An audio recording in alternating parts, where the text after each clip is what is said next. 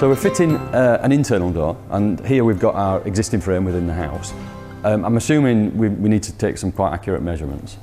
Yeah, there's 3 points of measurements on the width, top, middle and bottom, and then 2 on the vertical at either side from top to bottom. And is that because we've got to get a really accurate measurement so when we're ordering our door? Yeah, that allows us to get an accurate measurement of all the way around the frame. Okay, so again with the tools on this kind of job, is this kind of tools that I'd have around the house, you know, tape measure and screwdrivers and things like that? Yeah, generally the normal household tools, however you will need an electric plane if the door doesn't fit properly. Right, so that's just something we can get from a local shop, local DIY type shop? Yeah. Okay. What's the first thing when it arrives? What are we doing with it? Right, it's a 2-man lift, offer the door up to the aperture.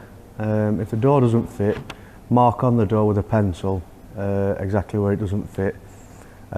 Take the door out, either put it in a door stand, or if you haven't got a door stand, a sturdy workbench, and plane off the excess to the pencil lines. One thing to remember, to check your working instructions to find out how much you are allowed to take off each door.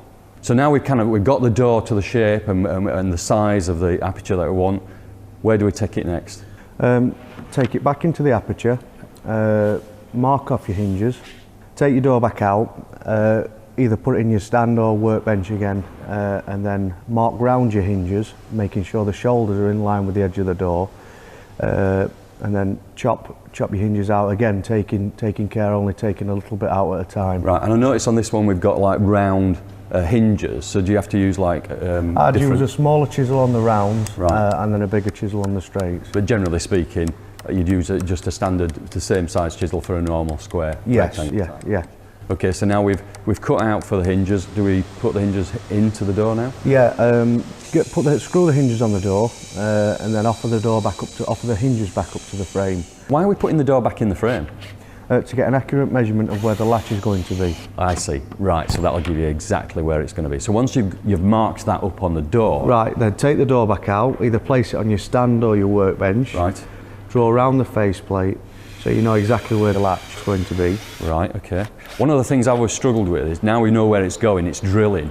Is there anything you could tell me? How do I drill to the right depth? Measure the depth of the latch, and then put a piece of tape on your drill bit. Ah, right, so that then allows you to get to the right depth? Yes, yeah. Ah, right, okay.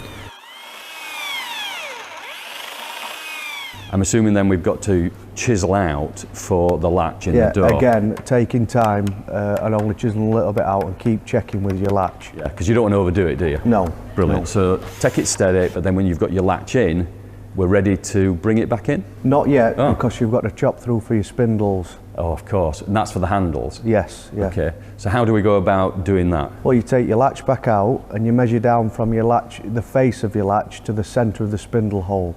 Right. Put a mark on the door and drill through where you've marked. Right, and again, do you have to go all through one side, or? I would drill through one side, then mark the other side and then drill through the other. And why would you do that? Because sometimes people have a tendency to drill off angle, so... Ah, I see. I think I've done this myself. So you end up kind of dipping or going up? Yes, yeah. So that's a good tip, so you can go from both sides? Yes. Brilliant. Yeah. So then when you've done that, I'm assuming that's just straightforward, put the spindle through.